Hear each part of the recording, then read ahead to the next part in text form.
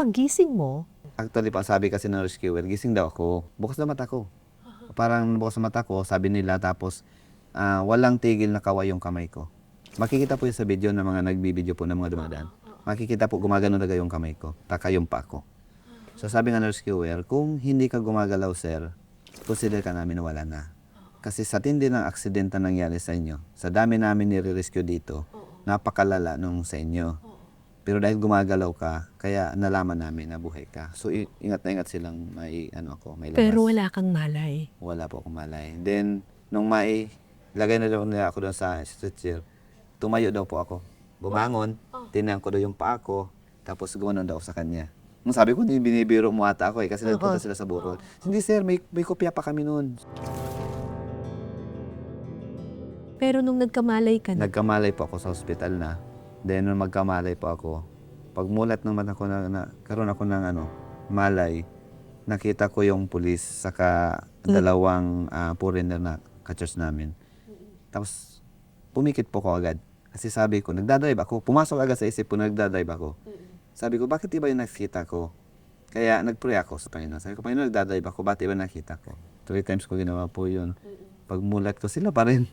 Tapos may mga tinatanong sila sa akin, hindi ko sila masagot ng sakto.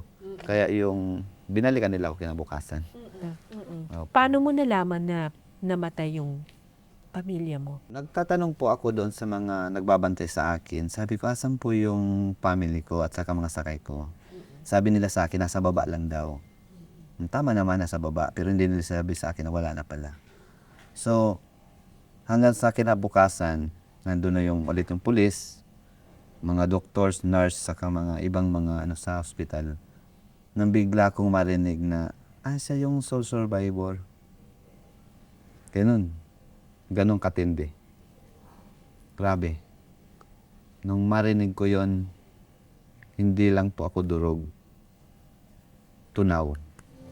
Siya talaga yung the best. Hiningi ko sa Panginoon. Napakabuti ng aking asawa. Napakabuti. Habang ako po ay umiiyak na sobrang nagdadalamhati, hindi ko na rin po natanong yung Panginoon kung bakit. Basta sobrang iyak po ako na ang pakiramdam ko po ay sobrang liwanag sa tabi ko.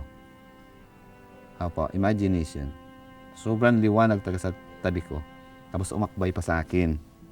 Kasi naalala ko po yung mga promises niya sa Bible. Sabi ko, binuhay mo ako sa isang kagilagilalas na pangyayari. Na hindi ako magiging inutil. Sabi ko sa kanya, sige po, walang ibang marinig yung mga tao sa akin, kundi yung kabutihan mo. Deal tayo, sabi ko sa kanya. Hindi ka nagalit sa Panginoon. Hindi po.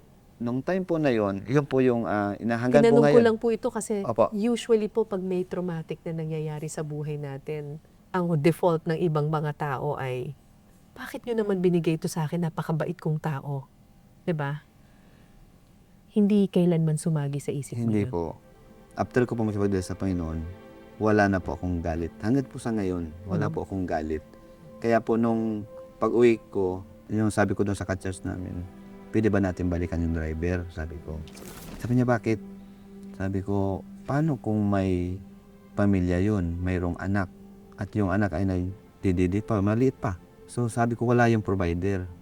Pwedeng magutom yung bata. Sabi ko, mag-extend tayo ng tulong. Then after po ng libing, pinuntahan po namin.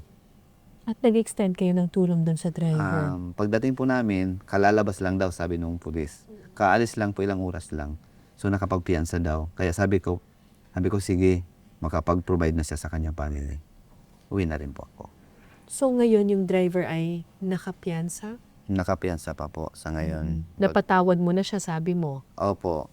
Oo. Sa akin po, bilang tao, sabi ko sa kanya, kasi nagkausap po kami nung unang hearing namin, lumapit siya sa akin. Tapos, sabi niya, Sir, salamat, napatawad mo ako. Kinamayan ko siya ng malakas, sabi ko sa akin.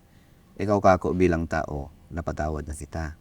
Pero yung pananagutan mo sa batas, kailangan mo panagutan ha, sabi ko sa kanya. Sabi niya, oo naman. Then tinanong ko siya, sabi ko, ano ba nangyari? Sabi niya, pasensya na sir, nakatulog po ako.